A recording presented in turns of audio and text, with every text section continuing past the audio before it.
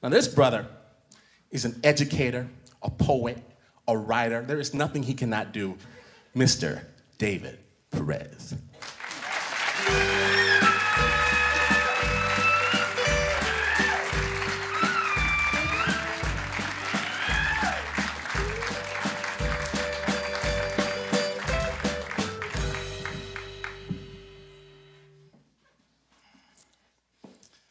Fearing that I would lose my roots, my grandma brought me to a quinceañera. Now this was just one of many insurrections to make sure that I did not bleach under an American sun.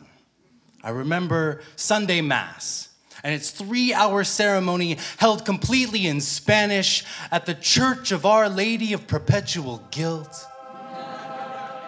I went to places whose rituals were as strange to me as their language was foreign.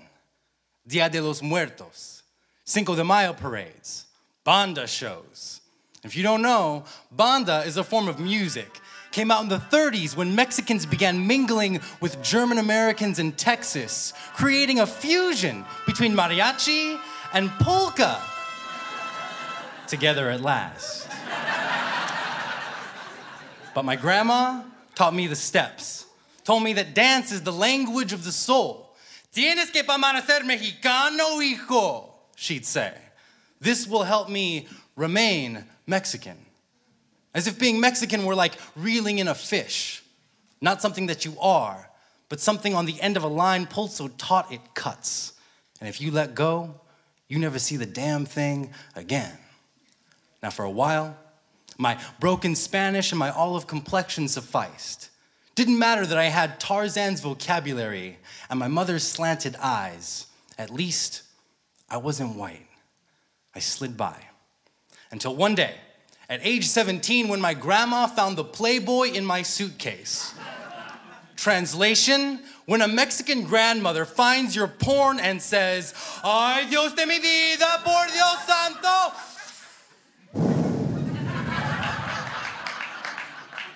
It means things are gonna be different from now on. From then on, wasn't enough that we went to Sunday Mass. After the ceremony, my grandma would try to hook me up with every girl old enough to have a learner's permit. Remaining Mexican became something less like reeling in a fish and something more like finding me an anchor.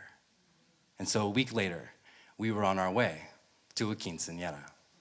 And if you don't know, a quinceañera is a young lady's coming-of-age ceremony. Its origins can be traced to the Aztec ritual marking 15, as the age a girl became apt for motherhood. They would light incense and dance in procession, but when the Spaniards came, the Aztec temple became a church, and the dance became a waltz. Together at last. Inside, enough white streamers hang from the ceiling to bend the rafters, and the smell of enchilada sauce and mole thickens the air like incense at Sunday Mass.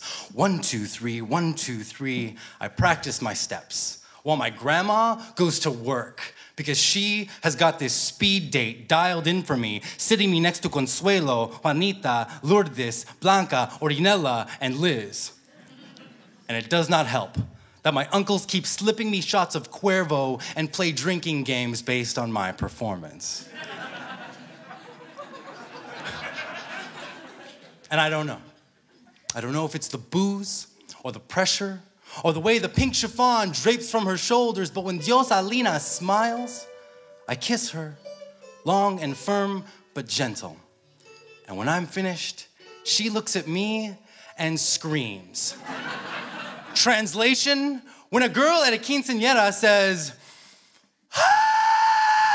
It means things are gonna be different from now on.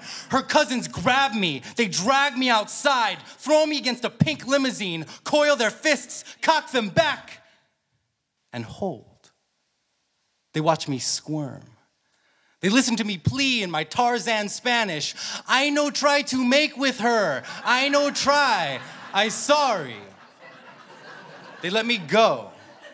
Translation, pinche gringo means your heritage is something on the end of a line you let go of because it cuts you back inside. Everyone's too drunk to remember what happened. I take my place on the dance floor. 1, 2, 3, 1, 2, 3. This is the way I remain Mexican. The boys make a circle, and the girls dance from one of us to the next, to the next. And then the birthday girl enters, sweeping across the floor. I don't even know her name, but soon I'm dancing with her. And I just look at her shoes.